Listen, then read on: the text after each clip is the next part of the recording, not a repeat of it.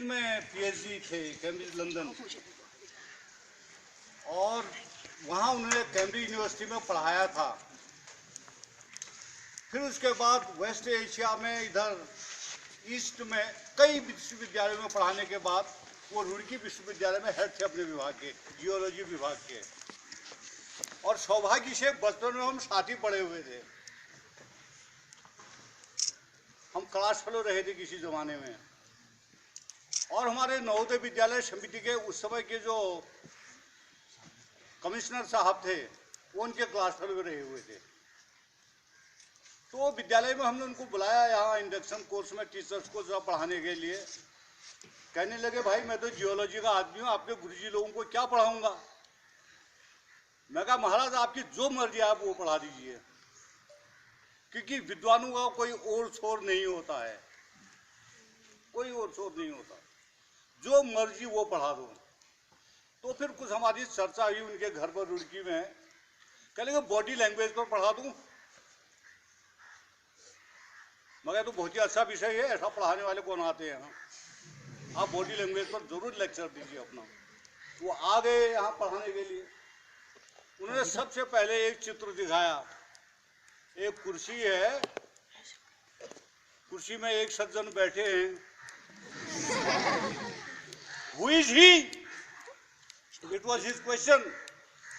अब कोई कुछ बोले, कोई कुछ बोले, लास्ट में वो बोले, इट इज यू।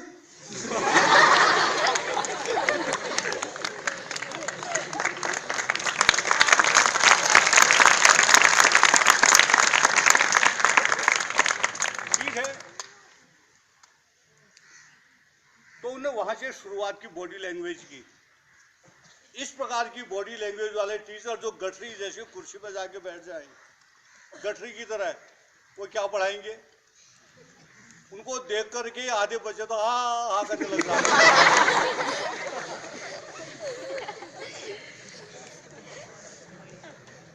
तो मेरे प्यारे सतीश भाई जो यहाँ के प्राचार्य हैं, फील्ड मार्शल बलोदी साहब, रंजना जी, प्यारे अमल गांगुली जी,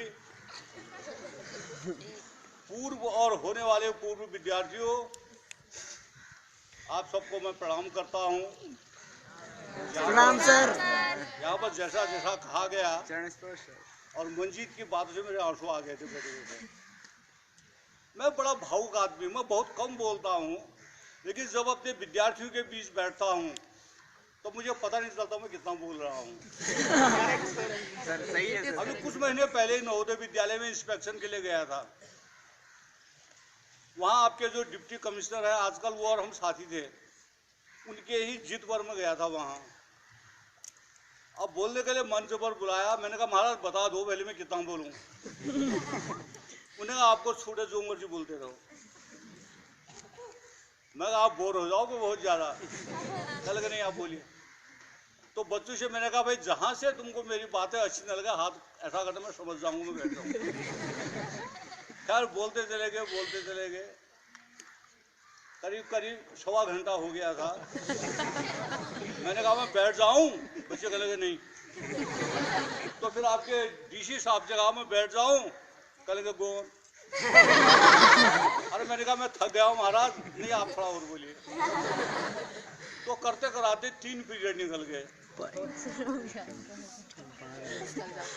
मैंने कहा, बहुत ज्यादा हो गया, अब इंस्पेक्शन के लिए यहाँ पर आए हैं, अब आप अपने पहले पीरियड से ही शुरू करो, नहीं तो पहले वो इंपॉर्टेंट पीरियड गणित, फिजिक्स, केमिस्ट्री, मैथ्स से होते हैं, ये बच जाते हैं। मगर उन गुरुजी को बचना नहीं है, पहले पीरियड से ही स्कूल लगेगा अभी दोबारा। मगर हमें तो उन्हीं की क्लास देखनी है। लास्ट के 6, 7, 8 पीरियड को छोड़ देना। वो खेल कूद, म्यूजिक, आर्ट, इस प्रकार के होते जो कि अपना काम वैसे भी करते रहते हैं। तो खैर तो बड़ा बढ़िया रहा। 2 दिन रहे वहाँ पर। जब बच्चों को पता चला कि अब ये वापस जा रहे हैं, वो बच्चे झुंड के झुंड में मेरे पास, सर आप फिर कब आओगे। भाई मैंने कहा, कह कुछ नहीं सकता, लेकिन कोशिश करूंगा फिर आने की। नहीं सर, आप फिर कब आएंगे। और गर्ल्स मुझे बहुत दूर तक छोड़ के ले आई, पहली बार जिन बच्चों से मिला था। बहुत पुरानी बात हो गई। अब मुझे नहीं पता आपके, हाँ, तो वो जो बॉडी लैंग्वेज पे बात कर रहा था, आपके 2-4 बच्चे ऐसे बैठे हुए हैं, दे आर ऑन चप्पल्स। ये अच्छी बात नहीं। इसका मतलब क्या हुआ? अब यहाँ पर टाइम नहीं है, तो आपको खड़ा करा के परेड करा था अभी लेकिन अब ये लंच टाइम हो रहा है, इसमें परेड में नहीं करा रहा हूँ। मैंने कराई वहाँ विद्यार्थियों को परेड भी कराई। मैं इसलिए नहीं करा रहा हूँ कि बच्चों की एक तो यूनिफॉर्म नहीं है, और नंबर 2 अब ये टाइम ऐसा वैसा है। तो आप मुझे बता दो मैं कितनी देर बोलूँ? शाम तक। समझदार को इशारा काफी हुआ, वो दाल भात पक गई है। आप मुझे बता दो जितनी देर कहता हूँ उतनी देर बोलता हूँ। नंबर 2 ये बताओ मैं क्या बोलूँ? जो आप बोलना चाहिए। ये जो लिखा है ना, ये भावना से कर्तव्य ऊंचा है। I can speak more than 1 hour on this topic. परहित सरिष्ठ धर्म नहीं भाई, वे मानस से लिखा है I can talk 1.5 hour on this topic. श्रद्धावान लभते ज्ञानम, जिस विद्यालय में मैंने पढ़ा, जहाँ मैंने पढ़ाई की, ये वहाँ का सूत्र है,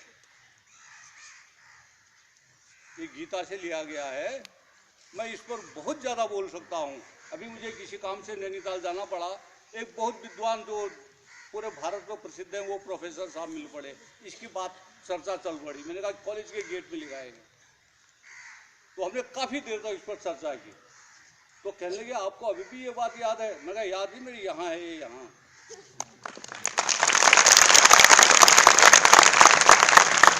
और बात भी ये लिख गया था कि काम करने से 3 बातें होती हैं, ये अपने आप में बहुत ज़्यादा है।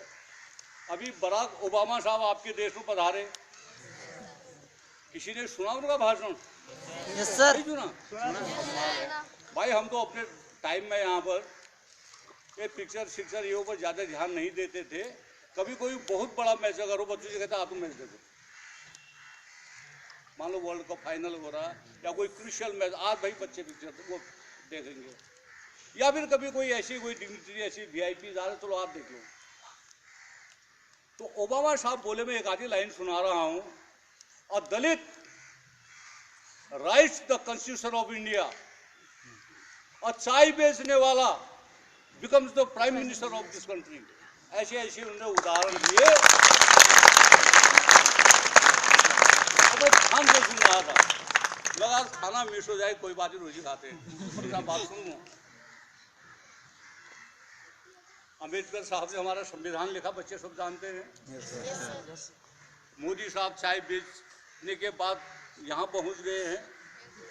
उन्होंने कहा शाहरुख खान की पिक्चर लग के लोग भीड़ उमड़ पड़ती है। नाम लिया, शाहरुख खान का नाम लिया, और किसका नाम लिया बताओ? Mary com. मैरी कॉम का नाम लिया कि उसके प्रति लोगों में कितना सम्मान है। और किसका नाम लिया? मिल्खा सिंह जी। मिल्खा सिंह का लिया था। ये एक आदमी 7 समुंदर पार से आकर के यहाँ ऐसी बातें करता है हमारे देश के बारे में। तो सारे जहां से अच्छा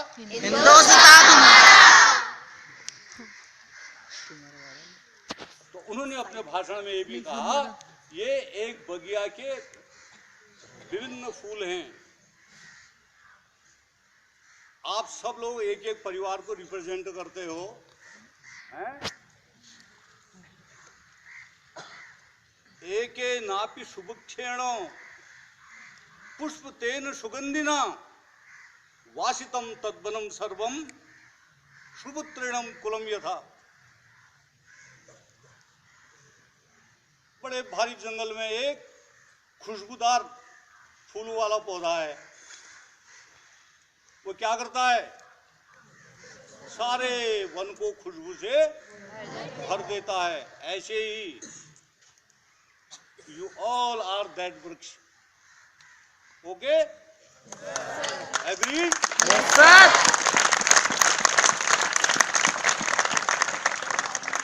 इफ नॉट मैं उसके अगला पक्ष भी बता दे रहा हूं। दह्यते तद्वनम सर्वम कुपुत्रेणम कुलम यथा। जंगल में एक पौधा है, उसकी कोख में कहीं आग छिपी हुई है, और जब तेज हवा चलती है तो तेज हवा का मतलब गलत बातें, गलत आदतें आदि आदि, तो वो आग फैल करके सारे वृक्ष को वैसी ही जला डालती है जैसे एक कपूत अपने वंश के नाम को डुबो देता है। अमुक का बेटा, अरे उनका बेटा है, ओहो उनका पोता है, अच्छा ऐसा तो भाई ऐसा तो नहीं होना चाहिए। गोपाल को खूब हंसी आ रही है, तो गोपाल जी जरा खड़े हो गए, एक बार को दिखा दो गोपाल जी।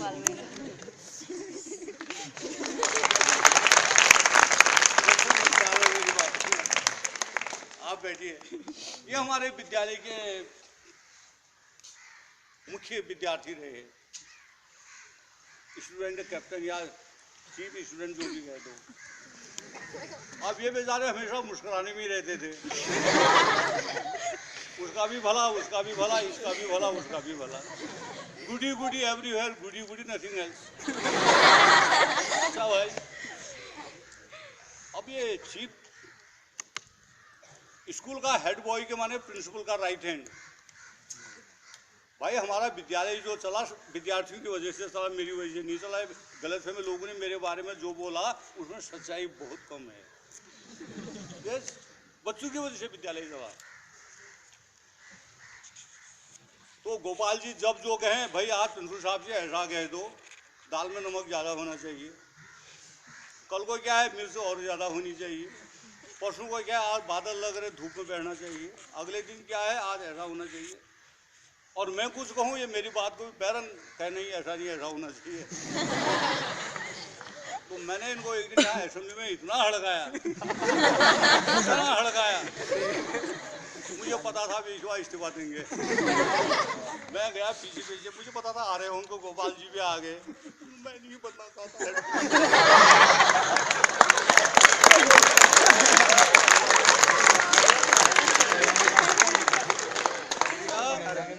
मैंने कहा इस्तीफा मंजूर तो मैं करता हूँ, मैं नहीं करता हूँ तुम्हारा इस्तीफा मंजूर। अब तुम्हें बनना पड़ेगा, अब ढोल जो तुम्हारे घर में बजाओ और बजाते रहो। ये बेचारे बड़े परेशान हो गए। तो मैंने कहा इनको परेशान होने दो, एक बहुत शरीफ बच्चा, अच्छे संस्कारी बालक, इनके पिताजी से हमारा बहुत अच्छे संबंध हैं, बहुत संस्कारवान पुरुष हैं शांतिकुंज में। मैंने कहा बालक बहुत परेशान हो गया, फिर बुलाया, फिर इनको मैंने दुनिया समझाई, मगर तुम्हारा इस्तीफा मैं इसलिए मंजूर नहीं कर रहा हूँ, तुम जो केवल गुडी गुडी हो वो कहीं कहीं बैडी बैडी भी बनना सीखो। मैं तुमको थोड़ा मजबूत बनाना चाहता हूँ, इसलिए तुम्हारा इस्तीफा मंजूर नहीं कर रहा हूँ। और जहाँ पर कोई बात उधर से या इधर से होती है, अपने विवेक से कहो कि ये अच्छा है ये बुरा है, काटो बातों को, फिर तुम तो इम्पोर्टेंट लड़के हो। इनकी समझ में बात आ गई है, वो दिन है और आज का दिन है। I am proud of him.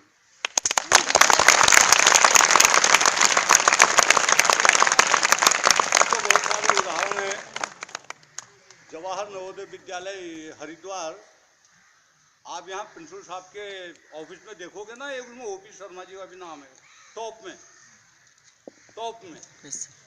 वो 1 साल रहे रुड़की में, बड़े सीधे साधे, जैसे पहले गोपाल जी थे वैसे थे वो। 1 साल वो इम्तिहान हो गए नवोदय के, रिजल्ट ही निकल गया, वो स्कूल ही नहीं खोल पाए। 1 साल तक वैसे रहे वो, पूरे 1 साल, 1 साल उन्हें वैसे गुजार दिया बिना एक स्टूडेंट का मुंह देखे। प्रिंसिपल साहब को भी तनख्वाह मिल रही थी, गुरुजी लोगों को भी मजे आ रहे थे, सब अच्छा ही अच्छा हो रहा था।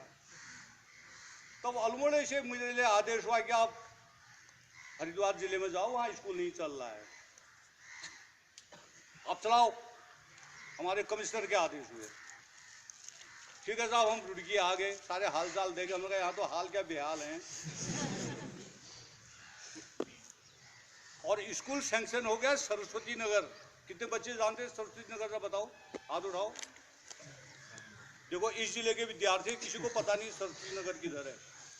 वो झबरेड़ा से कहीं आगे जाकर के सहारनपुर जिले से लगता हुआ ये कोना, वेरी वेरी नोटोरियस प्लेस, वहाँ 36 एकड़ जमीन मेरे कार्यकाल तक स्कूल के ही नाम थी, आज की पता नहीं है या नहीं है। तो आदेश हुए कि वहाँ स्कूल चलाओ, वहाँ स्कूल बनेगा ये। तो हमने देखे वहाँ के हालात, हमने कहा यहाँ तो स्कूल हम नहीं बनने देंगे। यहाँ स्कूल अगर बन गया हमारे गर्ल्स के लिए बहुत परेशानी हो जाएगी, लेडीज स्टाफ के लिए बहुत परेशानी हो जाएगी। कई लोग नौकरी छोड़ देंगे, कई लोग यहाँ आएंगे ही नहीं। हो सकता है आज भी वहाँ स्कूल के नाम से जमीन हो। अच्छा भाई, तो जब हमने बहुत लिखा पढ़ी की और हमने स्कूल आकर के फिर रुड़की में बड़े कहानियाँ हैं उसके भी, स्कूल नहीं चल पाया। यहाँ से लखनऊ गया, डिप्टी डायरेक्टर ने मुझे कहा कहीं किराए की बिल्डिंग ढूंढो तब तक कंपनी चलाने के लिए। यहाँ से गार्जियंस ने लखनऊ में जाके धरना दिया, यकीन करोगे? यहाँ से गार्जियन से गए और लखनऊ डिप्टी डायरेक्टर के ऑफिस में जाके धरना देने लगे, हमारे बच्चों का भविष्य अंधकारमय हो गया, स्कूल नहीं खुल रहा है, 1 साल हो गया ये और वो। ऐसी हालत में मुझे यहाँ लाया गया। अभी यहाँ क्या आदेश मिला कि बिल्डिंग नहीं मिलती है, कहीं किराए की बिल्डिंग ढूंढो। किराए की बिल्डिंग मैंने रुड़की में एक जगह तुरंत ढूंढ डाली, बड़ी अच्छी बिल्डिंग थी। मैं कहा यहाँ स्कूल शुरू करते हैं। डिप्टी डायरेक्टर को बताने लखनऊ गया। डीडी साहब ने कहा तुम बहुत अच्छी बिल्डिंग का प्रपोजल लाए, फौरन रिकमेंड किया, कहा कि आप सीधे दिल्ली जाके कमिश्नर मैडम से मिलो, ये काम चिट्ठी पत्री से होने वाले नहीं है। मैं पहली बार नवोदय विद्यालय मुख्यालय उसी दिन गया, पहली बार मैडम से मिला। पता नहीं मैडम को क्या लगा, तब कमिश्नर मैडम थी। उनका नहीं, ये हरिद्वार के स्कूल को छोड़ो, बहुत हो चुका। उनको बुलाया, जो हमारे डिप्टी डायरेक्टर पर्सनल थे, उनसे कहा कि बीसी जी को खाली नहीं बैठने देना है, इनको आप ग्वालियर भेज दो। ग्वालियर में मानव संसाधन मंत्री हुआ करते थे सिंधिया साहब, उनके घर के पास स्कूल खोलना था, उनका वहाँ के लिए फिट है, उनके स्कूल में इनको भेज दो। वहीं पर ऑर्डर टाइप हुआ और मेरे लिखा you are here by transfer from this विद्यालय टू दियर, और विद इमीडिएट इफेक्ट और वो आप ज्वाइन करो, ऐसा वैसा सब लिख दिया था उसने।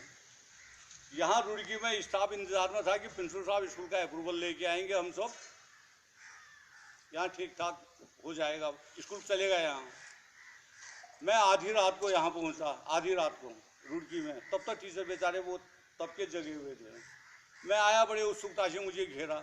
मैं कहा दोस्तों मेरा तो ट्रांसफर ऑर्डर ही रहा और तुम्हारे ऑर्डर कल तक आ जाएंगे, क्योंकि कमिश्नर ने कह दिया है कि डिप्टी डायरेक्टर को लखनऊ फोन करो, सारे टीचर को भगाओ वहाँ से, जहाँ जहाँ खाली जिनकी जगह वहाँ लगाओ।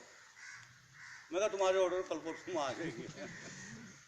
फिर अगले दिन सुबैया साहब को फ़ोन किया, डिप्टी डायरेक्टर साहब को, सर आप मुझे 1-2 दिन का टाइम दे दो, मैं कुछ कर लूँगा इंतजाम।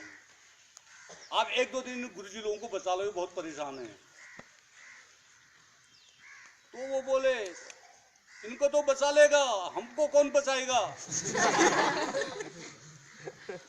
मगर सर 2 दिन का टाइम दे दीजिए मुझे, मैं स्कूल चलाता हूँ, यहाँ कैसे चलाऊंगा इसे आप छोड़ दीजिए।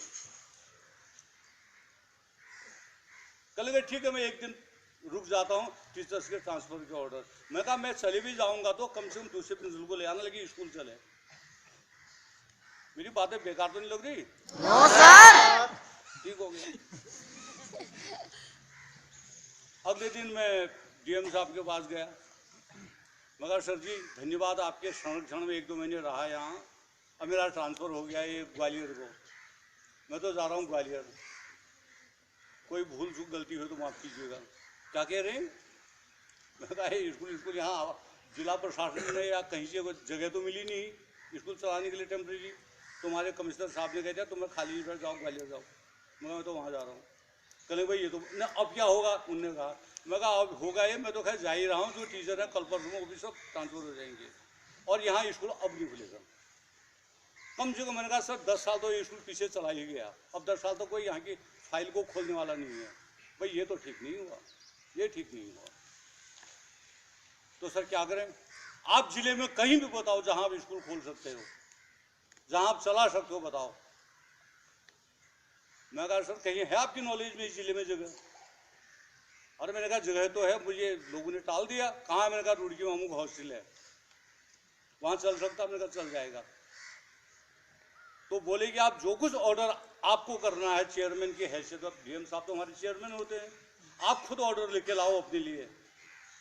मैं फिर बाहर गया, टाइप फाइप कराया अपने लिए डीएम साहब की तरफ से, उन्हें दस्तखत किए, कहा इस चिट्ठी को लेकर अभी दिल्ली जाओ, फिर कमिश्नर से मिलो, फिर दौड़ा दिल्ली। तो दूसरी बार में मुख्यालय दूसरी बार दब गया जब डीएम साहब ने भेजा। वहाँ जाके कमिश्नर साहब के लिए मैंने कहा भाई मुझे टाइम दे दो जरा उनसे मिलना। कहा कल ही तो मिले हो, कितना मिलोगे, कल ही तो आए थे, अब कितना मिलोगे, उनका टाइम नहीं है। फिर जहाँ हाथ जोड़ने थे हाथ जोड़े, जहाँ पैर पकड़ने थे पैर पकड़े, किसी प्रकार से टाइम दे दिया गया। मैंने मैडम को डीएम साहब का आदेश दिखाया। मैंने कहा मैडम डीएम साहब ने मेरे लिए ऑर्डर किया है, वो तो कहते हैं हरिद्वार में चलाओ, आप कह रहे हैं वहाँ जाओ, मैं छोटा सा कर्मचारी, अब कहाँ जाऊँ आप बता दीजिए। अरे आप कर लाए? मैंने कहा हाँ, मुझे पता था आप कर लाओगे। हाँ साहब, फिर उनको पर्सनल को बुलाया, कहा इनका ऑर्डर कैंसिल करो ट्रांसफर का। अरे ये तो एक ही दिन में इंतजाम करके ले आए। वैसे मिस्टर बिष्णु मुझे बहुत सारे आईएएस अफसर ने बताया आपके बारे में। एक बार ऐसा हुआ जब मैं ताड़ी खेत में था, वहाँ 12-14 आईएएस अधिकारी आ गए। वो हमारे विद्यालय, शायद उनको वहाँ एसडीएम साहब ने भेजा होगा, वो भी आईएएस होते हैं वहाँ, उनसे कहा होगा विद्यालय हमारा ठीक ठाक है जो भी है, तो वहाँ आ गए। वहाँ इतने शील्ड रखे हुए थे स्कूल में, एक मजाक करने लगे, सब खरीद के रखे क्या यहाँ, मजाक करने लगे। खैर उन्होंने शायद मैडम को बताया होगा भी वहाँ तो विद्यालय आपका ऐसा चल रहा है। खैर तो फिर वहाँ से आकर के फटाफट यहाँ हरिद्वार में आकर के रुड़की में फिर निर्माण निगम से कहा भैया आनंद फानन में एस्टीमेट बनाओ मरम्मत करने की, जहाँ टपक रहा है बिजली के पंखे, बिजली ये सब लगाने का करो। उन्होंने एस्टीमेट बनाया, काम शुरू किया, सब बातें हो गई।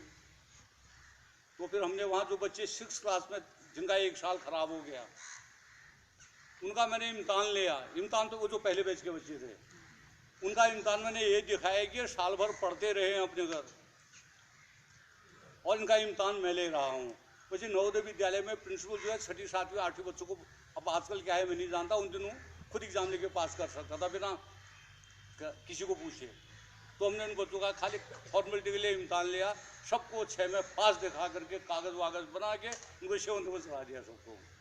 तो 7th क्लास शुरू की, वो बच्चे 7th क्लास से शुरू हुए, यहाँ पहला बैच 7th क्लास में। तो उन बच्चों के साथ भी हमारे ऐसे रिश्ते थे। वो सब बातें यहाँ क्या कहें। विद्यालय में पहली बार गाड़ी आई थी, यहाँ के लोकल छात्राओं ने, उन्होंने पता नहीं जो यहाँ के रीति रिवाज है उस गाड़ी की पूजा भी की, ये भी किया वो भी किया। एकदम जो पारिवारिक माहौल है, एकदम घरेलू माहौल, उस माहौल में स्कूल चलाया। विद्यालय का उद्घाटन करने के लिए डीएम साहब को भी बुलाया। फिर ठीक ही है भाई, डीएम जिले के संरक्षक होते हैं, सबसे बड़े अधिकारी, उनका मैं आऊँगा। भगत सिंह वर्मा जी थे तो यहाँ डीएम। अब वहाँ हम इंतज़ार कर रहे हैं, अब आएंगे तब आएंगे, अब आएंगे तब आएंगे, डीएम साहब आए नहीं। बड़ी परेशानी हो गई। और उनसे वहाँ से फ़ोन करते रहे उनके स्टेनो को, भाई डीएम साहब की इंतजारी हो रही, बच्चे बैठे हैं, तमाम गार्जियन आके बैठे हैं। उनका भैया डीएम साहब के काम में बिजी है, सब उनसे बात करा दो। नहीं वो बहुत बिजी, हम नहीं कराएंगे बात। खैर किसी प्रकार उनको दया आई, किसी ने उनसे फ़ोन मेरा डीएम साहब को दे दिया। डीएम साहब बोले भैया आप डीआईएस को बुला लो और स्कूल का उद्घाटन कर लो, मैं आज नहीं आ पाऊँगा, मैं कुछ काम में लगा हूँ, मैं नहीं आ पाऊँगा। मैं समझ गया कोई गंभीर बात होगी। तो भी डीआईएस साहब थे पान सिंह जी, हमें पान सिंह डिस्ट्रिक्ट डीआईएस थे, उनसे स्कूल का उद्घाटन कराया। अगले दिन सुबह अखबार में पढ़ा कि कल मुरली मनोहर जोशी ये वो क्या कौन सी धारा का उल्लंघन करते हुए हरिद्वार पहुंचे हुए, डीएम ने उनको अरेस्ट किया। अरे मैंने कहा डीएम साहब तो वहाँ फंसे हुए थे, कहाँ हमारे स्कूल आते। बड़े लोगों की बड़ी बात है, बड़ी भारी जिम्मेदारियाँ होती हैं। अगर आज तुम्हारे कंधे मजबूत नहीं होंगे, कल जिम्मेदारी नहीं उठा पाओगे, बिल्कुल नहीं उठा पाओगे। तो वो लोग ऐसी जिम्मेदारी के लिए आराम किया। अब बात मुझे पता चला कि डीएम साहब कितने बिजी थे वहाँ। खैर तो स्कूल चल गया। अब रहा परमानेंट स्कूल वही सरस्वती नगर में ही बनेगा वहीं, और मेरा विरोध था वहाँ नहीं बनेगा, specially for the sake of और girls student and the ladies staff. वो जगह ठीक नहीं है, नोटोरियस प्लेस है बहुत। तो गवर्नमेंट ने इंक्वायरी बैठा दी। इंक्वायरी ऑफिसर बनाया एसडीएम रुड़की को। कामरान रिजवी साहब एसडीएम थे, वो आईएएस होते, वो उसके इंक्वायरी ऑफिसर बन गए। उन्होंने इंक्वायरी रिपोर्ट में लिख दिया स्कूल बनने के लिए फिट है ये जगह। उन्हें लिख दिया कि ठीक है यहाँ स्कूल बन सकता। क्यों? 36 एकड़ जमीन थी, बिजली पानी ये वो, और वहाँ तो बोरिंग में पानी भी आ जाता है, ये सब बातें थी। तो फिर उनने भी रिपोर्ट दे दी स्कूल बन सकता है। मेरे डिपार्टमेंट ने कहा भाई स्कूल वहीं बनेगा। मैं कहा वहाँ नहीं बनेगा, अभी भी नहीं बनेगा। फिर एक इंक्वायरी, अब जो बात ये थी, अब क्या कहें, इस मंच पर कहना अच्छा नहीं लगता है। कुछ नेता लोग पड़े थे बीच में, वो असल में हेडक्वार्टर जाके समझा आए कि स्कूल वहाँ खुलना चाहिए, इलाके का विकास हो जाएगा, ऐसा वैसा जो भी था। और उस जगह को पसंद करने में हमारे नवोदय विद्यालय के 2 प्रिंसिपल भी थे। 2 प्रिंसिपलों को वहाँ भेजा गया। आप देखा, उन्होंने कहा हाँ ठीक है, वहाँ खूब जगह है, वो उनने भी ओके कर दिया। एक प्रिंसिपल इधर पहाड़ के थे, एक नीचे के थे, वो भी ओके कराए। मैंने कहा स्कूल नहीं बनेगा वहाँ, बिल्कुल नहीं बनेगा। तो फिर स्टेट गवर्नमेंट से इंक्वायरी हो गई, स्टेट से गवर्नमेंट से भी इंक्वायरी हुई। इंक्वायरी होते होते डीएम साहब के यहाँ आ गया कि आखिर प्रिंसिपल इतना क्यों अकड़ता है, क्यों मना करता है वहाँ के लिए। सब कह रहे हैं ठीक है। तो मेरी पेशगी लगाई गई डीएम साहब के यहाँ कि आप इस दिन इतने बजे आओ। गया, फिर डरते मरते वहाँ। मगर डांट खानी वहाँ जाके, और क्या होना है, वो डांटेंगे और सुनना पड़ेगा। तो डीएम साहब जरूरी काम से बाहर चले गए थे। वो किसी और वो एडीएम साहब को काम सौंप गए कि नवोदय के प्रिंसिपल आएंगे तो उनसे बात कर लेना, ठीक है। तो किसने कहा आप एडीएम साहब से मिलो। वहाँ उनके पास गया, बैठे। तो पहले उन्होंने वही अफसरों की तरफ से मुझसे बात की जैसे ऑफिसर करते प्रशासन में। मैं भी सुनता रहा। मैंने कहा पहले इनका सारा जो भीतर गुस्सा है उसको निकल जाना चाहिए। हाँ सर आप ठीक है, sir sir yes sir, okay sir, right sir, इसके अलावा तो जो वो बहुत बातें कह चुके, मुझे लगा कि अब इनके पास ज़्यादा मसाला नहीं है। मैं कहा सर अब मैं बोलूँ, मैं अपनी बात कह सकता हूँ। कहने लगे हाँ। फिर मैंने उनको बताया वो जगह कैसी जगह है। मैंने कहा वहाँ जो आदमी लोकल कह देगा मेरे यहाँ का दूध आपको लेना पड़ेगा, मैं कहा स्कूल को खरीदना पड़ेगा, तो प्रिंसिपल नहीं रहेगा वहाँ। मगर सर मैं आपके सामने ओपन अपना दिल खोल के बता देता हूँ आज। और मैंने कहा भगवान न करे वहाँ बच्चे को किडनैप न हो जाए कभी। इतनी नोट, आप लोगों को पता ही नहीं उस जगह का नाम सरस्वती नगर, झबड़े से कहीं आगे बिल्कुल शानपुर जिले के कोने में छप्पर हुआ है। तो मैंने उनके सब बातें बताई। थोड़ा थोड़ा करके मेरी बातें सुन के उनको मेरे को कुछ दया आई। फिर बोले बीसी जी ऐसा है, आपने तमाम लोगों को अपने खिलाफ कर दिया है। अरे आप कर्मचारियों काहे को इतने लोगों से आप एक साथ उलझ रहे हो। एक दिन रुड़की में वही एक नेताजी जो हेडक्वार्टर जाके भी कहा है वहाँ खोलो, वहाँ ये भी बढ़िया है, वो भी सब बढ़िया ही बढ़िया है, वहाँ बोलो। तो जब मैंने बहुत विरोध किया, वो एक दिन 2-4 लोगों को लेके मुझसे मिलने आ गए रुड़की में। मिलते क्या, धमकाने मतलब। तो मुझे पता चल गया वो आने वाले हैं। उनके आने जो 2 मिनट पहले मैं दौड़ लगा दी। और मेरी उम्र थोड़ा कम थी, मैं दौड़ लिया करता, मैं वहाँ से भाग गया। मैं अपने आप आते हैं। तो वहाँ आए तो उन्होंने पूछा हुआ लोग मुझे कहाँ, उन्होंने कहा वो तो कहीं कहाँ गए, उन्होंने कहा मैं भी पता नहीं कहाँ गए, किसी को पता ही नहीं चल गया। और शाम को इतनी देर में आया, मैंने कहा अब तो नेताजी क्या ही होंगे वहाँ। और तब गया वहाँ, तो तब तक वो जा चुके थे। तो लोगों ने कहा बड़े नाराज थे यहाँ। मैंने कहा कोई बात नहीं। तो एडीएम साहब को सारी बातें बताई। उनका बीसी जी आपके खिलाफ शिकायतें हैं, आप शहरी मानसिकता के आदमी हैं, आप चाहते हैं कि रुड़की में आप रहें और फिर पक्का स्कूल बने तो कहीं शहर में बने, आप गाँव का विकास होते देखना नहीं चाहते हैं, ऐसा वैसा उन्होंने सब मुझे बताया।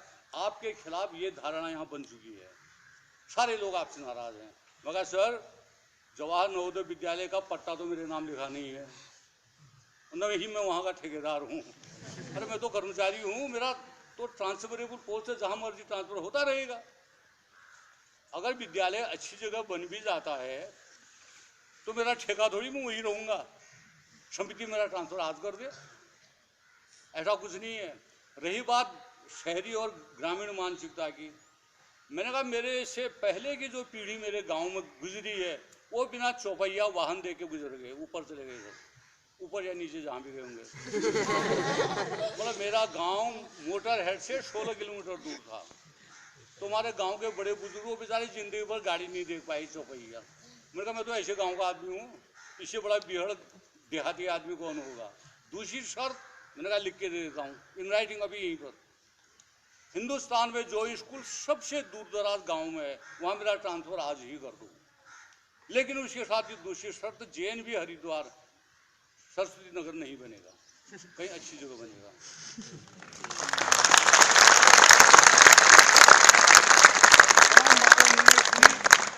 उनको मेरे प्रति सहानुभूति होगी, बहुत ज़्यादा, बहुत सहानुभूति होगी।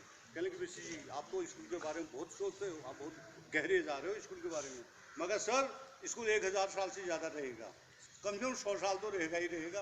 तो 100 साल में 100 बैच आएंगे वहाँ, उन सबको मैं संकट में डाल दूँ? मैं इसलिए यहाँ आया हूँ। मगर मैं रहूँ या न रहूँ, लेकिन विद्यालय तो रहना चाहिए। बहुत अच्छा लगा उनको मेरी बात से, मेरी भावनाएं उनको बहुत अच्छी लगी। तो पता नहीं उन्होंने क्या लिखा गवर्नमेंट को, मुझे नहीं पता, अभी तो मैं नहीं जानता क्या लिखा होगा। बहरहाल देखो, आईएएस की खोपड़ी इतनी अच्छी होती, इतनी तेज होती है, मैं तो वंदना करता हूँ लोगों की वो बात को बहुत जल्दी समझ जाते हैं। हमारे कमिश्नर के दिमाग में पता नहीं कैसे ये बात आई कि प्रिंसिपल क्यों अकड़ता है इतना, आखिर क्यों मना करता है वो। ये तो उनको भी पता मैं जाऊँ अभी वो कहीं भी फेंक दूँ, ये फिर भी क्यों मना करता है इतना। कहीं उनके दिमाग में इस बात ने जगह बनाई है। और पता नहीं इसी बहाने या कभी कोई बात ही थी, उनको कहीं टिहरी विहरी जाना था इंस्पेक्शन में, वो सब टोह लेते हुए निकली, टोह लेते हुए। उनको कहीं दिमाग में ये बात बैठ गई या किसी ने पब्लिक ने कहा क्या कहा, लोग उनको पहचान तो नहीं रहे थे। उनको हमारे कमिश्नर मैडम डीएम साहब से मिली। अब भाई आईएएस बड़ा ये लोग सम्मान करते हैं, दूसरे का करना भी चाहिए, देश के शीर्ष एडमिनिस्ट्रेटर हैं। तो उन्होंने मीणा साहब से कहा, अरे मीणा साहब आपका डीसी हेडक्वार्टर बनना है यहाँ, 600 एकड़ 700 एकड़ में जिला मुख्यालय बन, अरे आप थोड़ी सी जगह नवोदय को भी दे दो ना, आप थोड़ा जगह नहीं दे सकते नवोदय को। और मीणा साहब मुझे बहुत जूनियर थे। उसी समय प्लानिंग हुई, भैया थोड़ा जगह इस ऑफिस से काटो, थोड़ा जगह उस ऑफिस से काटो, थोड़ा ये जो बगल में आपके पॉलिटेक्निक बन गया इसे भी काटो, थोड़ा अमुक से काटो, थोड़ा पुर्जी लाइन से काटो और थोड़ी जगह नौकरी के लिए निकाल दो। तो करकुरा करके उन्होंने 15-16 एकड़ जमीन निकाली। अरे उन्होंने कहा मीणा साहब इतनी मेहरबानी है, थोड़ा और तो करकुरा करके 25 एकड़ जमीन उन्होंने स्कूल के नाम निकाल दी। और स्कूल के नाम निकाल करके स्कूल को जमीन मिल गई और कहा कि हरिद्वार का नवोदय विद्यालय बिल्कुल जिला मुख्यालय पर बनेगा। ये तय हो गया, ठीक हो गया।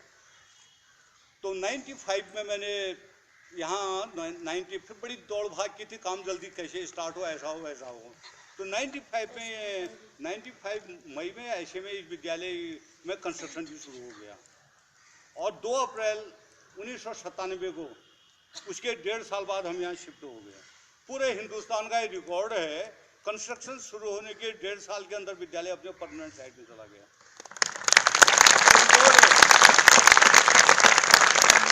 जब यहाँ विद्यालय आ रहे थे, वो तो सामने सड़क है, उस सड़क से यहाँ तो कुछ नहीं था आने के लिए। वो बीच में कितने बड़े पुल है, वो खाइया सब खाइया थी और कुछ नहीं था यहाँ आने के लिए। हम वो उधर से घूम के ये जेल से लग के ऐसे आते थे यहाँ, ये पीछे से यहाँ से। और ये हमें पता था कल को यहाँ ऑफिस बन जाएगी, रास्ता भी बंद हो जाएगा। तो फिर केशव ये SS संधू साहब आजकल सचिव हैं उत्तराखंड गवर्नमेंट में, वो डीएम थे। बहुत ऐसे डीएम बहुत सौभाग्य से मिलते हैं। उनके पास गया, मैं कहा सर ऐसा ऐसा स्कूल तो बन जाएगा, वहाँ जाएंगे कैसे, हम वहाँ जाएंगे कैसे, कूद काट के चले भी जाएंगे, वो सामान कैसे आएगा। अरे वो देखने यहाँ पहुँचे, खुद यहाँ देखने पहुँचे। उसके एक दिन यहाँ से गार्जियन रुड़ के आए बच्चों से मिलने। उन्होंने कहा भाई हम तो डीएम साहब को मान गए, आज इतवार का दिन है, डीएम साहब वहाँ सड़क में खड़े हैं इस समय, और वो वहाँ से बता रहे हैं लोगों को कैसे कैसे सड़क बनी है, नपाई जुपाई खुद करा रहे हैं। डीएम साहब ने सड़क बनवाई। और फिर मुझसे फिर कहने लगे, मैंने कहा हम शिफ्ट हो जाएं, वहाँ तो बहुत बुरे हाल थे। कहने कहा आप जल्दी से जल्दी शिफ्ट हो जाओ। मैंने कहा साहब और 1 अप्रैल को तो क्या ही जाएँ, 1 अप्रैल हुई हो, मैं कहा बस 2 अप्रैल को निकल जाते हैं। कहने लगे अब मैंने कहा आप मुझे ऑर्डर कीजिए कि मैं 2 अप्रैल को बच्चों को लेकर वहाँ चल दूँ। डीएम साहब ने कहा जो ऑर्डर बनाना है खुद ही बना रहा हूँ, मैं 10 रुपये कर दूँगा। फिर मैं अपने लिए ऑर्डर फिर बना के ले गया। डीएम साहब ने एक अक्षर नहीं पढ़ा, मैंने उसमें यही लिखा था 2 अप्रैल से आप वहाँ शिफ्ट हो, मैं आपको आदेश देता हूँ। हम 2 अप्रैल को यहाँ गए, केवल ये बिल्डिंग थी, इसके अलावा कुछ नहीं था यहाँ, ये बिल्डिंग। तो इन सारे बिल्डिंग में लोग रहते थे, मुझे आज भी याद है कौन कमरे में कौन गुरुजी रहते, मुझे सब याद है, सब याद है। स्कूल का चौकीदार बाहर उसके नीचे वैसे खुले में रहता था। ऐसे लोगों ने टाइम काटा। इस प्रकार से अप्रैल में हम यहाँ आए, स्कूल चलने के 1 हफ्ते बाद लखनऊ से ऑर्डर आया, आपके स्कूल में रीजनल कल्चरल एक्टिविटीज़ का कंपटीशन रखा गया है। और वो फिर मई जून में तो छुट्टी हो जाती है, उसी डेट भी तय कर दी 17-18 अप्रैल। उन्होंने कहा अब तो आप चले गए हो पक्की जगह, हमने कहा चले गए पक्की जगह चले गए। तो आदेश हुआ कि 17-18 अप्रैल को यहाँ रीजनल कंपटीशन होंगे। अरे मैंने कहा आप घोड़ा ना बाप घोड़ा, इस घोड़े ने मुंह फोड़ा। अभी तो स्कूल पहुंचे और कह रहे हो कि यहाँ कंपटीशन कराओ। आप कह क्या रहे हैं? तो त्रिवेदी साहब हमारे बड़े महान एसी हुआ करते थे। चले नहीं, वो जो टैलेंट है वो तमाम स्टेज पर्दे इसका मोहताज नहीं होता है, बिना स्टेज के बिना पर्दे के करा दो। अरे मैंने कहा कहना आसान होता है महाराज, नहीं हम कह रहे हैं करना है आपको, अभी चेंज नहीं होगा। ठीक है कराएंगे फिर।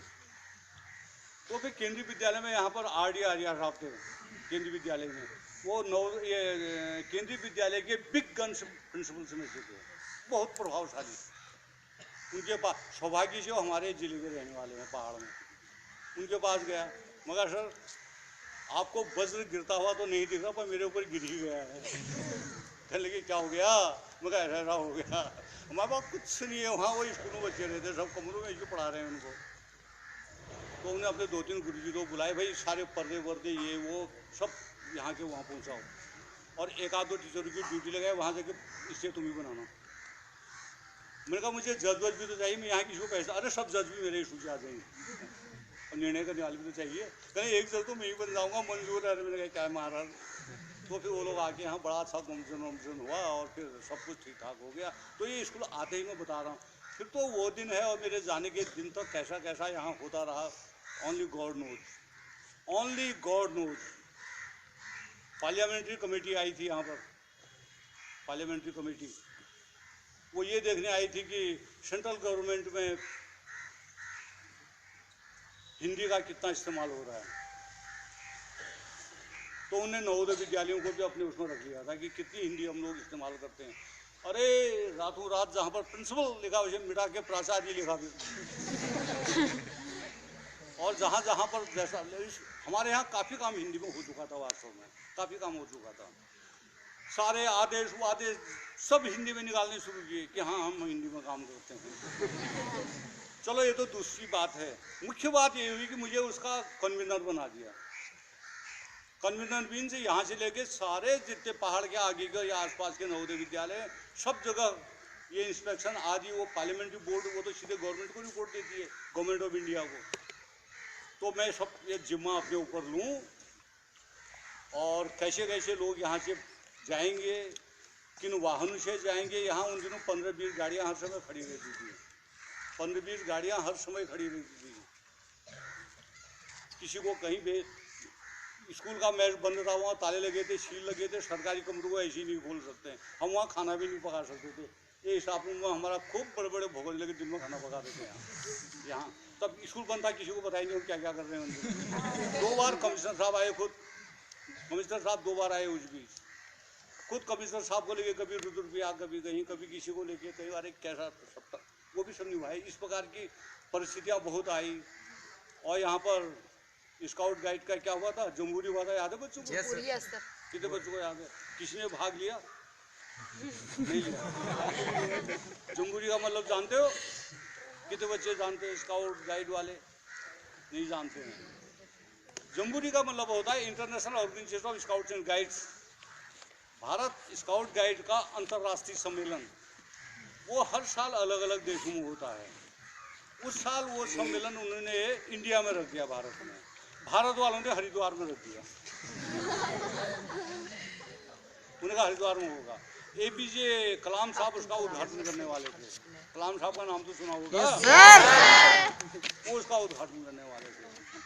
तो मेरे पास बड़ा प्रेम पत्र आया हेडक्वार्टर से कि पूरे हिंदुस्तान के जो नवोदय विद्यालयों के सारे बच्चे हैं वो 400 से 600 के बीच में होंगे। वो सब आपके यहाँ 1 हफ्ते पहले पहुँच जाएंगे और 150 स्टाफ होगा उनके साथ। और 1 हफ्ते बच्चे ट्रेनिंग करेंगे। 1 हफ्ते की ट्रेनिंग के बाद फिर वो जम्बूरी में हरिद्वार नील धारा में जाके नदी के किनारे कैंप लगाएंगे अलग अलग। फिर जम्बूरी 3 दिन खत्म होने के बाद फिर आपके स्कूल आएंगे, फिर पूरे हिंदुस्तान में आप उनको भेजेंगे, जो जहाँ जाने वाले व्यवस्था आपकी है। ये आपको हम बड़ा अच्छा काम सौंप, धन्यवाद। तो 400 to 600 student from all over India, Andaman Nicobar से भी बच्चे हैं, अरुणाचल से भी हैं, भिन्न भिन्न लैंग्वेजेज के, महाराष्ट्र के कुछ बच्चे हैं। बड़ी इंटरेस्टिंग बात है, पर किसी से कहना मत, किसी से मत कहना, मैं बच्चों के साथ सब बात कह देता हूँ। वो बच्चे एक दिन गुपचुप होकर बात कर रहे थे, 4 से बच्चे एक कोने पर। मैंने कहा कुछ जोरदार बात कर रहे, ऐसे ऐसे देख लीजिएगा कुछ बात है। मैं धीरे धीरे उनके पीछे आके खड़ा हो गया, तो मुझे देखो बेचारे चुप हो गए, एकदम छयम करके चुप हो गए। फिर मैंने उनसे पूछा तो नहीं बताया, कॉन्फिडेंस में लिया मैंने काफ़ी, उनको विश्वास आया ये ठीक ही आदमी है, तो बता देने लायक है। उनका सर जब हम दिल्ली पहुँचे महाराष्ट्र से, तो दिल्ली से जब हम इधर को चले तो हमारे सर ने कहा अब किसी से बोलना मत, अब हम यूपी से गुजर रहे हैं, यूपी बड़ी खतरनाक है, यहाँ किसी से बात नहीं करनी, ये कहीं भी कुछ कर देंगे तुम्हारे साथ। जब उत्तराखंड में पहुँच जाओगे तब बोल सकते हो। उनका सर हमसे ये कहा था हम यूपी में कहीं नहीं बोले, हम तो चुपचाप आए, जब यूपी लग गई हमारे सर ने बताया यूपी स्टार्ट हो गई है। और जब हम आपके हरिद्वार आए तो हमने बोलना शुरू किया, हमको महाराष्ट्र में बता दिया यूपी बड़ी खतरनाक जगह है। तो उन बच्चों की बात से मुझे बड़ा आघात लगा कि हमारे आपस में ही कैसी गलतफहमी है। तो मैंने उनको समझाया, मैंने कहा बेटा ऐसा कुछ नहीं है, समझाया उन बच्चों को, आपके गुरुजी ने यहाँ देखा नहीं है, भी ना आपको गलत बात बताई, ऐसा कुछ नहीं है। खैर उन बच्चों की बहुत गलतफहमी दूर हुई, लेकिन पूरी नहीं हुई। फिर भी उनको लगा नहीं कहीं तो कुछ बात है, फिर उनको उन्हें रह गई बात करेंगे। तो जम्बूरी शंबूरी में हमने बड़े पापड़ बेले। लखनऊ वालों से मैंने कहा कि कक्षा 6, 7, 8 3 क्लास की छुट्टी कर दो जम्बूरी के दिनों। मैं कहा मैं उन बच्चों को कहाँ टिकाऊँ, खाना वाना ओवन में बना लेंगे, कुछ कर लेंगे, सब निभा लेंगे, उनको ठिकाएँ कहाँ। पूरा स्कूल चल रहा है, नवंबर ऐसे नवंबर दिसंबर के दिन थे, तो ये बोर्ड वालों के इम्तहान की तैयारी थी, दिस एंड दैट बहुत कुछ चल रहा था, कहाँ टिकाएँ। तो लखनऊ से जवाब आया ठीक उन्हीं के शब्द, दिस इज योर हेडेक। इसका मतलब बच्चे समझ रहे आपका सिर निभाओ जैसे निभाते हैं। तो मेरा 6, 7, 8 को छुट्टी तो कर दो। उनका छुट्टी अगर कर दो तो फिर तुम्हारी तारीफ आएगी, फिर गाएगी तारीफ। इतना परेशान हो गया उस दिन भी मेरे ऊपर बहुत बड़ी विपत्ति आ गई थी। तो फिर मैं एसडीएम साहब के पास गया, वाई के पंजी के पास, आजकल वो टिहरी में डीएम है, आजकल वो डिस्ट्रिक्ट मजिस्ट्रेट टिहरी है, उनके पास गया। तो मेरा मुंह लटका होगा, वैसे तो मुंह थोड़ा लंबा तो है और लटक गया। तो वहाँ जा करके गया तो वो समझ गई आज परेशान हो कुछ क्यों आ रहा है यहाँ। कल सब ठीक ठाक है, बस अब स्कूल तो सब ठीक है, मैं ठीक नहीं हूँ। क्या हो गया? तो मैंने उनको बताया ऐसी जी विपत्ति मेरे ऊपर आ गई है, तो क्या करूँ। मैंने कहा पूरे हिंदुस्तान से बच्चे आ रहे हैं, यहाँ की भद पिट जाएगी जिले की अगर मैं इंतजाम नहीं कर सका तो क्या प्रॉब्लम है। मैंने कहा रखूँ कहाँ उनको, कहाँ रहेंगे।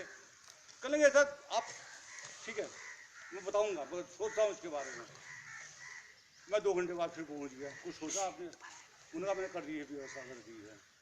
ये समाज कल्याण और क्या 2 ऑफिस आने थे यहाँ, नया ऑफिस आ रहा था ना, उन्होंने उनको फ़ोन वोन करके उन्होंने कहा 1 हफ्ते के लिए रुक जाओ, 1 हफ्ते बाद आओगे, अब जहाँ हो वहीं काम चलाओ।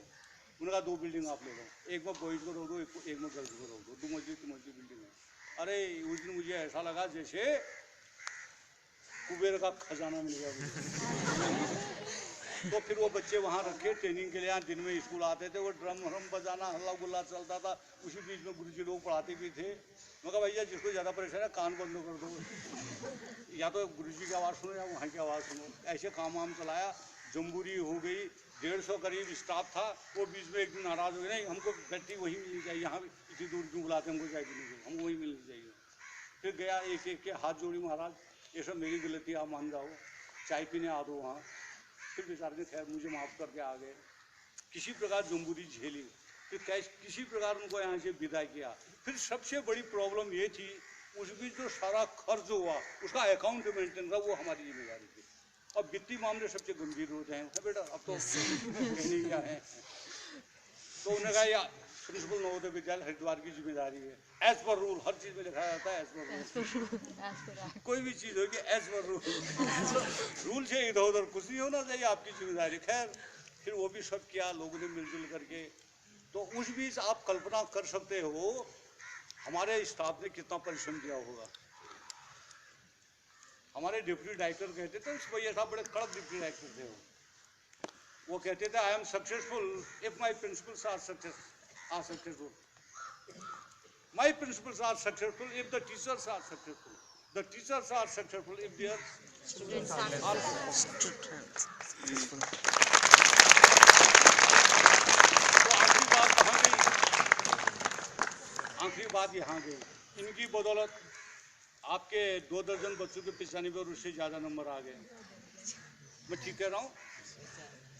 हिंदी में बोर्ड के एग्जाम में उसके पीछे मैडम की अपनी कार्य योजना रही, अपना परिश्रम रहा, ये रहा, बच्चे सक्सेसफुल हुए तब जाके उनका नाम आया। मैं भी याद कर रहा हूँ उनको। टीचर सक्सेसफुल हुए, प्रिंसिपल के कॉलर ऑफ हो जाते हैं। हमारा स्कूल अच्छा चल रहा है। अब टीचर ही नहीं काम करते, स्कूल अच्छा कहाँ ही चलेगा, आप ही बताओ। सही बात है। और प्रिंसिपल सक्सेसफुल हो गए, डिप्टी डायरेक्टर के रॉब हो जाते, मेरा टीचर बहुत अच्छा चल रहा है। तो ये सब चलता है। ये जो नींव के पत्थर होते हैं, नींव के पत्थर, वो अध्यापक लोग होते हैं। तो अगर मेरा काम थोड़ा बहुत ठीक इस विद्यालय में रहा, आई वो टू माई टीचर्स, मैं उनके आगे अपना शब्द मारता हूँ। मैं तो जब मैंने शुरू में कहा मेरी अकेले कोई औकात ऐसी नहीं थी कि हम बड़े तीर मार लें, हमारी ऐसी औकात कुछ भी नहीं थी। खैर अब मैं सारे प्रकरण बंद कर रहा हूँ। मैं जहाँ से नैनीताल से आया, नैनीताल से जिस विद्यालय से, उसका इस साल गोल्डन जुबली सेरेमनी थी, 50 साल 50 ईयर्स हो गए थे। तो मैं वहाँ का भी फाउंडर टीचर था, फाउंडर टीचर। तो बच्चों ने शर्त रख दी, कई बच्चों ने हम दूर दूर से तभी आएंगे जब वो आएंगे। मैं अमूमन ऐसे मैं जाना पसंद नहीं करता, तो उन्होंने कहा नहीं जब वो आएंगे हम तब आएंगे। तो स्कूल मैनेजमेंट और प्रिंसिपल के रोज़ फ़ोन आपको आना है वरना हमारा प्रोग्राम फेल हो जाएगा। हमने कह दिया वो आएंगे। तो मैं वहाँ प्रोग्राम में गया। फिर ये पिछले महीने था, नवंबर में, 2 महीने 1.5 महीना हो गया। वहाँ प्रोग्राम में गए। मैं कह नहीं सकता आपसे कैसा प्रोग्राम हो रहा, मेरी कल्पना से कहीं ऊंचा।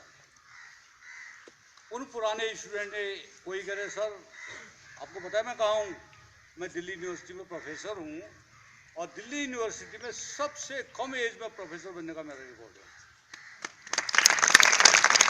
इस विद्यालय के 4 IAS हैं, जिन बच्चों को हमारे सामने जिनकी पढ़ाई लिखाई हुई, 4 प्रॉपर IAS में हैं। एक तो आजकल चंडीगढ़ में है, कोई कहीं है, कोई 4 हैं, और बाकी लोकल एडमिनिस्ट्रेशन ये बहुत अफसर हैं, वहाँ बहुत सारे लोग अफसर हैं। तो मुझे तब पता चला, एक बच्चे का मैसेज आया था, इस समय आपके विद्यालय में जलसा चल रहा होगा और मैं इस समय सिंगापुर से टोक्यो की उड़ान में हूँ, जिस कारण से मैं नहीं आ सकता। और मेरी तरफ से 50,000 रुपये प्रिंसिपल को मैं भेज दूंगा, और कैसे खर्च करना है ये प्रिंसिपल जाने। लेकिन ये पैसा केवल उन बच्चों में खर्च होना चाहिए जो नीडी हैं।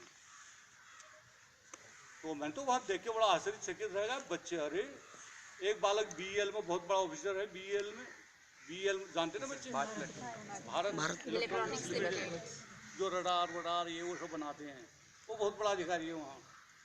तो उसने मंच पर घोषणा की, मैं अभी तक आपको 12,000 रुपये महीने दे रहा था, अब मैं इसे 24,000 रुपये कर रहा हूँ। प्रिंसिपल साहब से बोले इस साल से आप 24,000 रुपये उन बच्चों में खर्च कीजिए जो बहुत नीडी हैं, दिस एंड दैट। तो एक विद्यार्थी हमारे पास आए, सर आपने नैनीताल में इस स्कूल का नाम सुना है? मैं कहा तो बड़ा ऊंचा नाम है इसका। सर वो मेरा स्कूल है, बड़ा अच्छा पब्लिक स्कूल है वहाँ। कहने लगा वो भुवन त्रिपाठी और बच्चे का नाम, मैं उसका मालिक हूँ, मेरी मिसेज वहाँ प्रिंसिपल है। अरे मैंने कहा वहाँ मेरा नाती भी पढ़ता है, वो बड़ा चुकंदर है, तेज है काफ़ी, ज़रा ख्याल करना कभी। अच्छा, एक विद्यार्थी आया मेरे पास, आप पहचाने? मैं कहा बिल्कुल पहचाना हूँ। तुम निर्दोष पंत हो? कहना आपने ठीक पहचाना। जब आप नवोदय में चले गए थे, मैं 10th क्लास में था उन दिनों, आपने मुझे 10th क्लास में 2-3 महीने गणित पढ़ाई। जिस दिन आप गए मैंने उसी दिन तय कर लिया कि अब मैं गणित नहीं पढ़ूंगा आगे।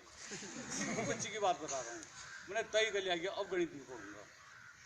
वो बहुत अच्छा था मैथ्स में, तो सर मैंने 11th में जाके बायोलॉजी ले ली। मैंने कहा यार तुम्हारे बारे में तो सुना था तुम बहुत बड़े डॉक्टर। का लगा हाँ मैं कैंसर स्पेशलिस्ट हूँ इस समय। वो कैंसर स्पेशलिस्ट है लड़का। मैं कहा तुम्हारा तो गणित छोड़ा और भी फायदे का सौदा रहा। चल लगा नहीं फायदे का नहीं रहा। मैं आज भी मानता हूँ फिर एक लड़की मिली, कल कि सर मैं भी डॉक्टर हूँ। मैं कहा तुम क्या एक्सपर्ट हो? कल मैं एनेस्थीसिया एक्सपर्ट हूँ। इस प्रकार से हमको लगा कि ये मंगलयान उड़ा था ना बच्चों। Yes sir. Mangalyaan. Yes sir. एक साइंटिस्ट का नाम अखबारों में काफी आया था, किस्टवाल का। किस्टवाल तो अखबार में आया था, तो हमारा बालक बोला पापा इसमें कोई पहाड़ के ही किस्टवाल भी हैं। मगर बेटा उसका पूरा नाम चंद्रमोहन किस्टवाल होगा, जा ठीक से देख लेना। खाली किस्टवाल है, चंद्रमोहन है उसका नाम। तो अमर उजाला में उसकी पूरी जीवनी आई थी। ये जिस विद्यालय में हम थे वहाँ से पढ़ करके फिर निकल आई। और लेटर ऑन वो विदेश में बहुत हाई सैलरी में उसने काम किया, लेकिन उसके मन में थी कि अपने देश में कुछ काम होना चाहिए। वो यहाँ लौट आया। तो मंगलयान को उड़ाने में बहुत टॉप के साइंटिस्ट में है। वो हमारा विद्यार्थी था। अरे इतना हंसमुख बच्चा हुआ करता था, कोई भी बात कर देता था।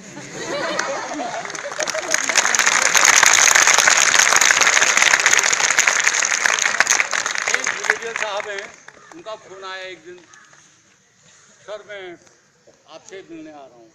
मैं तो मेरे से मिलने कहाँ रहे, मैं तो घर से निकल रहा हूँ, मुझे एग्जाम में। मैं कई जगह भी काम करता हूँ, ये NIOS है, यूपी बोर्ड है, CBSE, ये लोग नाना प्रकार के काम सौंप देते हैं। तो मैं नौकरी तो कहीं नहीं करता, लेकिन ऐसे जाता हूँ, कहीं इंस्पेक्शन है, इंस्पेक्शन के लिए खूब लोग बुलाते हैं तो जाता हूँ। अभी पिछले दिन 2 महीने पहले मुझे हल्द्वानी में जो पब्लिक स्कूल एसोसिएशन है उन्होंने सम्मानित किया।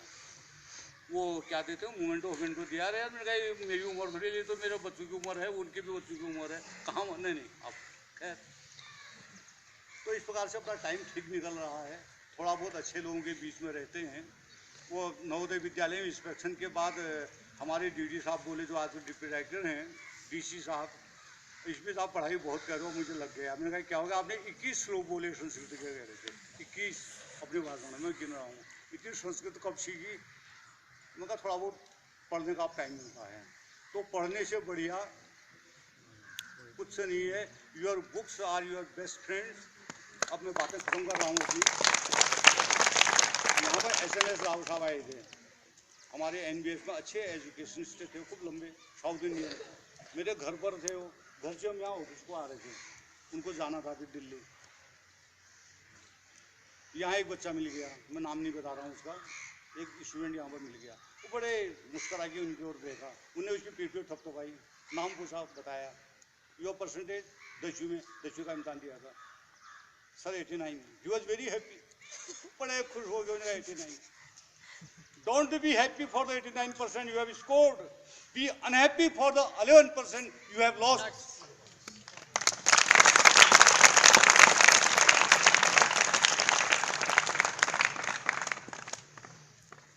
Did you think about the 11% you have lost?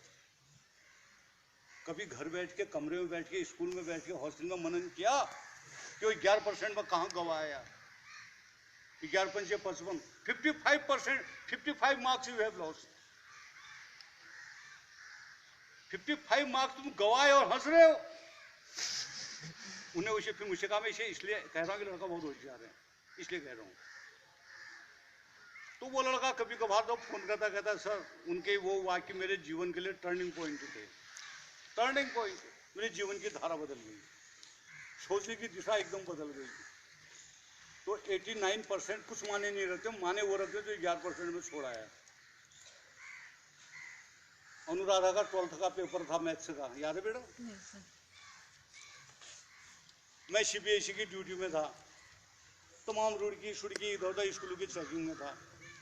DPS के प्रिंसिपल साहब लोग, कई लोग थे, तो देख मैं कहा भैया मैथ्स का पेपर, मुझे बड़ी उत्सुकता है कि बच्चों का पेपर कैसा हुआ। DPS जल्दी पहुंचते हैं। हम DPS पहुंचे, घंटी भी बज गई, ये बच्चे बाहर आए। This girl dashed to me, एकदम से दौड़ के मेरे पास, सर मेरा पे बहुत अच्छा हो गया। तो बच्चे की खुशी, अब ऐसी खुशी उसी बच्चे को होती है जिसने उतनी मेहनत की हो, सबको नहीं होती है। जो कई लोग तो अरे 50% आ गए खुश, जैसे कुबेर का खजाना मिल गया होगा। तो ये बोली बिना मेरे पूछे, सर मेरा पेपर अच्छा हो गया। मैंने कहा पूरा हो गया? हाँ। तो मैंने कहा अच्छा आप हॉस्टल जा करके नहाओ धो, खाना खाओ, सो जाओ, आराम करो, बाद में वर्मा जी से पूछना। मैं वर्मा जी से पूछूंगा आपके कितने नंबर आएंगे, अब मैं वर्मा जी से पूछूंगा। फिर मैंने वर्मा जी से पूछा, अनुराधा के कितने नंबर आएंगे। उनका सर 98 का तो है। वर्मा जी ने मुझे बताया, मुझे याद है सब चीज़ें, एक एक बच्चे के बारे में सब चीज़ बता सकता हूँ। उनका 98 का तो ठीक है, 2 का मैं कह नहीं सकता, ये बोले वो। मैं कहा ओके, आपने जो कह दिया ठीक है। उस दिन मेरी ड्यूटी सहारनपुर के स्कूल की कोई शिकायत थी, लखनऊ से फ़ोन हुआ कि तुरंत सहारनपुर जाओ और वहाँ जाके मुझे फ़ोन से सूचित करो कि क्या ऐसा ऐसा हो रहा है वहाँ। और सलारिया साहब बड़े कड़क डिप्टी डायरेक्टर, मैंने कहा सर मैं अभी तो मैं कहीं नहीं जाने वाला। क्या हो गया? मैंने कहा बच्चों का पेपर और मैं वहाँ जाऊँ, जब तक वो नहीं आएंगे नहीं जाऊँगा। उनके आने के बाद जब बच्चों से मुलाकात होगी तब जाऊँगा। जब बच्चे, उन्होंने कहा ठीक है, जो बच्चे आए मिला जुला, फिर गया, फिर बहुत रात लौटा उस दिन। फिर शाम को जाके उनको फ़ोन भी किया। तो बच्चों को जो 11% है, जो वो वाली बात हुई, उसको याद रखना। अब ठीक है, सफलता है, हम किसको सफलता माने, किसको विफलता माने। कोई गुरुजी बन गए तो सफलता, कोई चपलासी जी बन गए तो सफलता, कोई कुछ नहीं बने तो भी सफलता, कोई IAS बन गए महान सफलता, ये तो हम मानते हैं आज। तो what is the limit to सफलता? क्या लिमिट है सफलता की? स्काई। मैं आप बच्चों से कहता था क्या, There is no limit for success. Only sky is Is the limit. And there is no sky. To success. आसमान, as a matter of fact there is no sky. आसमान तो होता ही नहीं है, साइंस के बच्चे जानते हैं ना, आसमान नहीं होता। कुछ भी द्वार साइड के बच्चे, उनको मैं बता रहा हूँ कि जो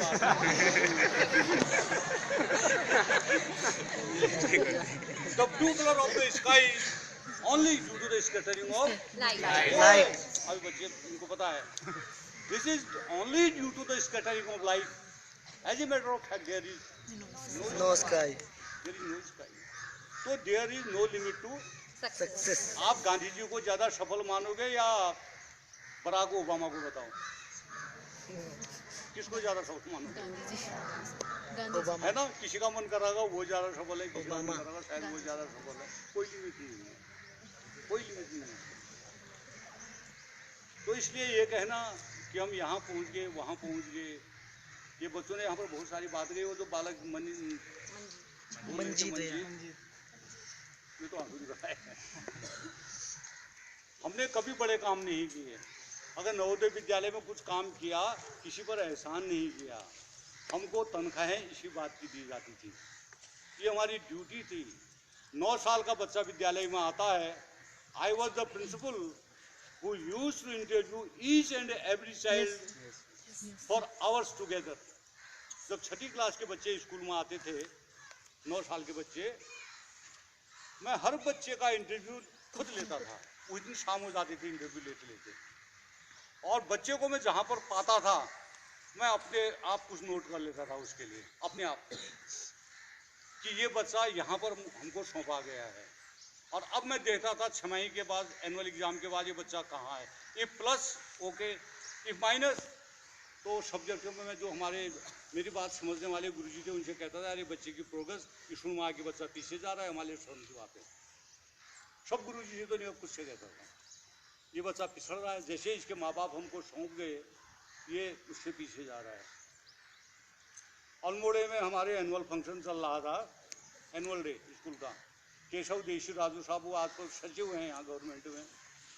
राधा कृष्ण जी के पोते हैं वो, उनकी बेटी के बेटे, सर्वपल्ली राधा कृष्ण जी के बेटे के बेटी के बेटे हैं वो।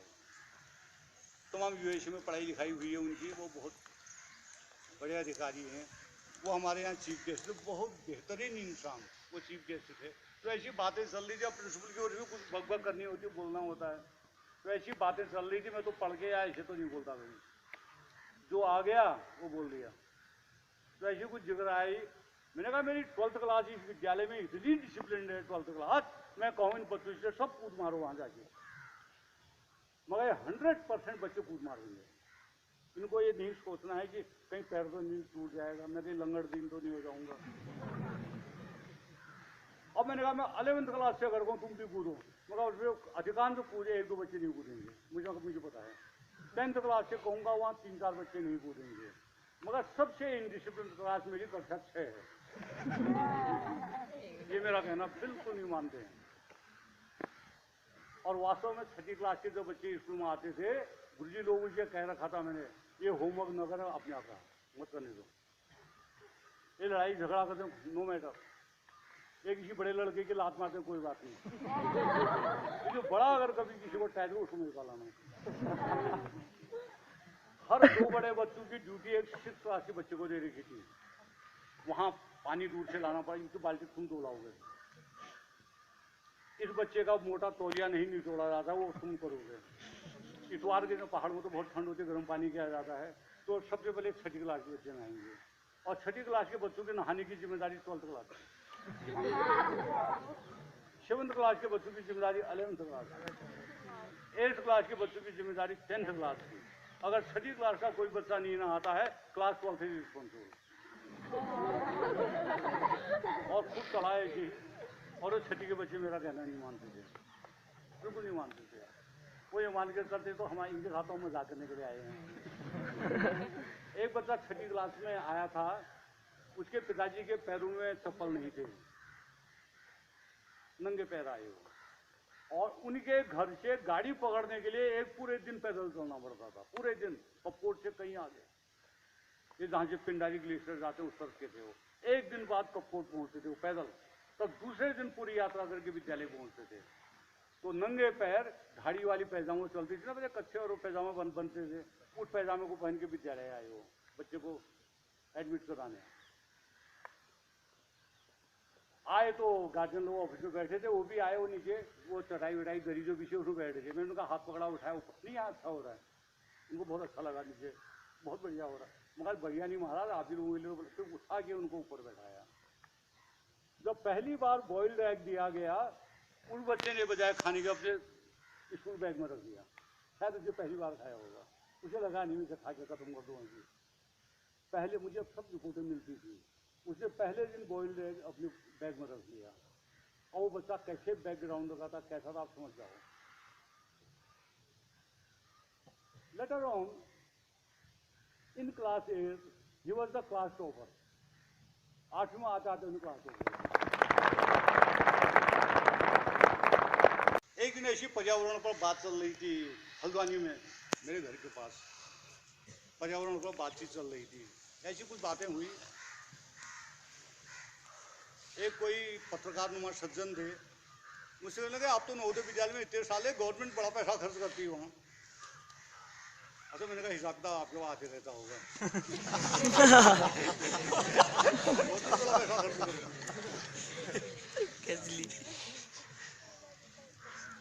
कहने आपने भी कुछ अच्छे काम किए वहाँ। अरे मुझे कुछ कहती मगर तो मुझे ऐसे टोक रहा है, इसमें दादाजी ने भी टोका होगा। आपने भी कुछ अच्छे काम किए। तो फिर एक दूसरे पत्रकार, वो तो पत्रकार ही थे अगले, उन्होंने ये जरा ऐसी है बोलने का, इसका कहने का बुरा मत मानना। फिर उसने बात को थोड़ा नॉर्मल करके मुझसे बोला, सर नवोदय विद्यालय में कोई आपकी अचीवमेंट है, कोई ऐसा काम जिसे आप कह रहे इट इज़ माई अचीवमेंट? मैंने कहा यस। कहने का बताइए। मैंने कहा हमारे स्कूल में खेल कूद चल रहे थे तमाम बाहर के लोगों के, जिस दिन बच्चों ने वापस आना था उस दिन बागपत नगर के 2 टीचर जो एस्कॉर्ट थे मेरे ऑफिस आए, तो उन्होंने कहा सर हम आपके बच्चों को प्रणाम करते हैं, आपके विद्यालय के बच्चों को। गुरुजी लोगों ने कहा ये ऑफिस आए, उन्होंने हम प्रणाम करने आए हैं, आपके माध्यम से आपके बच्चों को प्रणाम करने आए हैं। अरे क्या हो गया? पहले तो मुझे लगा डरने का कोई खुराबात तो नहीं हो गई। मैंने कहा नहीं ये तो बड़ी अच्छी बात, अच्छे उससे कह रहे हैं। हाँ क्या हुआ बताओ। सर हम उधर खेल वेल देख रहे थे, वो जो शीशम के पौधे हैं, ऐसी हम आदत नहीं थी वो लोग पत्ते तोड़ने की, फिर ऐसा ऐसा करने की। उनका हम पत्ते तोड़ रहे थे तो आपके 2 बच्चे हमारे पाए, उन्होंने हमारा हाथ पकड़ दिया, उनका इन पत्तों को मत तोड़िए। क्यों? उनका हमारे प्रिंसिपल सर कहते हैं जब पेड़ के पत्तों को तोड़ा जाता है पेड़ों को हमारी तरह ही दर्द होता है, जैसे हमको कोई नोचे वैसा ही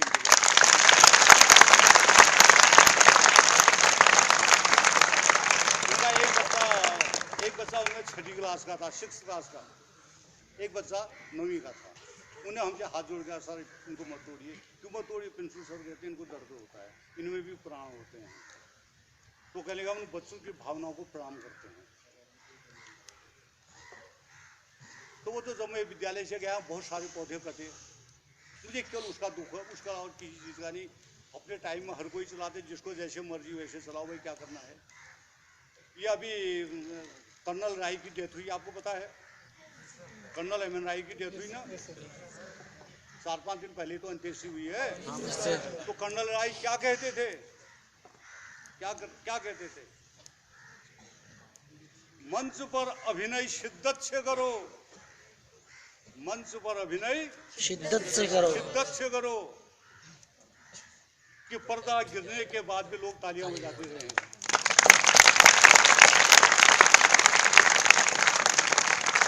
तो कर्नल राय तो चले गए, लोग अभी भी तालियां बजा रहे हैं उनकी शहादत पर अभी भी तालियां बजा रहे हैं। कसाब को किसने पकड़ा? जब पाकिस्तान से आतंकवादी आए थे, तमाम कैसा कैसा हुआ आपको सब पता है। केवल उनमें से एक जिंदा पकड़ा गया, कसाब। किसने पकड़ा? उसमें एसएसपी करकरे साहब भी मारे गए, बहुत बीता। लेकिन कसाब को किसने पकड़ा? तुकाराम ने, सिपाही, एक महज सिपाही, उसने पकड़ा। तुकाराम ने पकड़ा उसे। क्या किया तुकाराम ने? कसाब के पास अंधाधुंध गोलियां चला रहा था, तो वो बोला अपने एसएसपी, सर मैं इसे जाके इसको पकड़ लेता हूँ। अरे उन्होंने कहा बेवकूफ, सारी गोलियां तेरे ऊपर उतार देगा। उनको मुझे पता है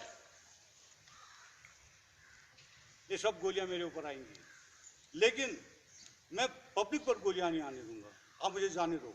कितना मना किया, तो